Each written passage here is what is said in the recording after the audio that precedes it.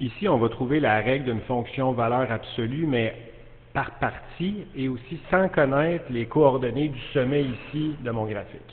Donc, comme encore une fois, j'ai plus d'informations sur la branche de gauche, étant donné que j'ai 2 points x, y, on va commencer à gauche, puis on finira à droite. Donc, la première information qu'on va aller trouver, c'est le taux de variation, la valeur du paramètre A. Donc, en faisant, comme d'habitude, delta y sur delta x. Donc, ça donne 1 moins 7 sur moins 5 moins 7.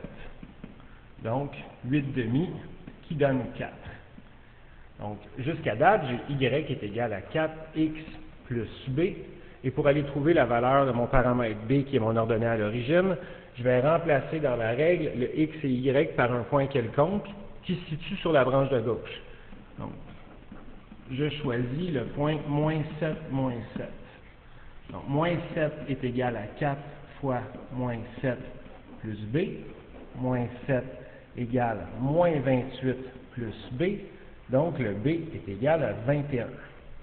Ça veut dire que la droite qui supporte ma branche de gauche a comme équation y est égal à 4x plus 21.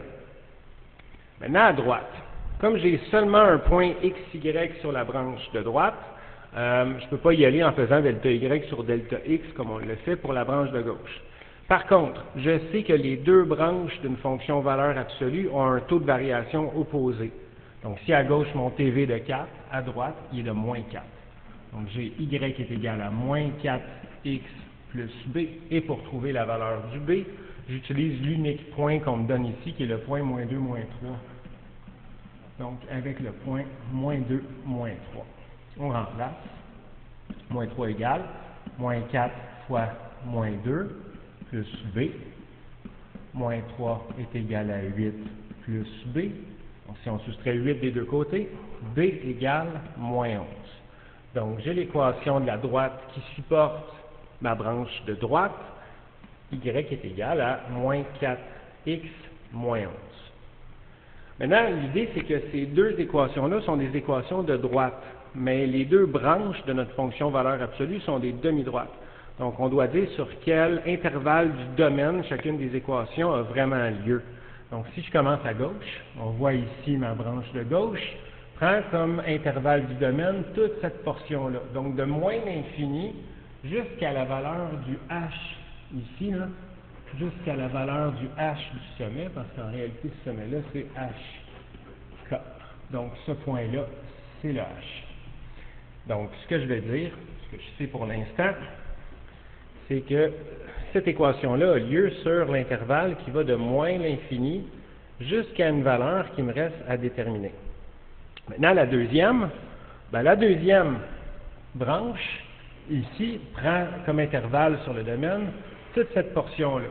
Donc, de la valeur qui nous reste à déterminer jusqu'à l'infini. Maintenant, comment trouver cette valeur-là? Cette valeur-là, c'est une valeur de x. Et ce que j'ai ici, c'est deux équations qui sont en forme fonctionnelle, avec un y qui est isolé. Donc, on va tout simplement prendre ces deux équations-là, et puis on va aller faire un système d'équations. Donc, on y va comme ça ici, page blanche. Première équation, y est égal à 4x plus 21. La deuxième, y est égal à moins 4x moins 11. Par comparaison, 4x plus 21 égale moins 4x moins 11.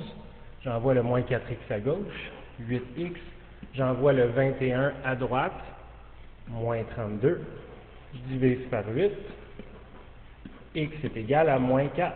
Donc, je viens de trouver la valeur de mon h du sommet. Donc, maintenant, je peux affirmer, ou plutôt compléter mes intervalles, ici, en mettant la valeur qui est appropriée, qui est de moins 4. Et voilà.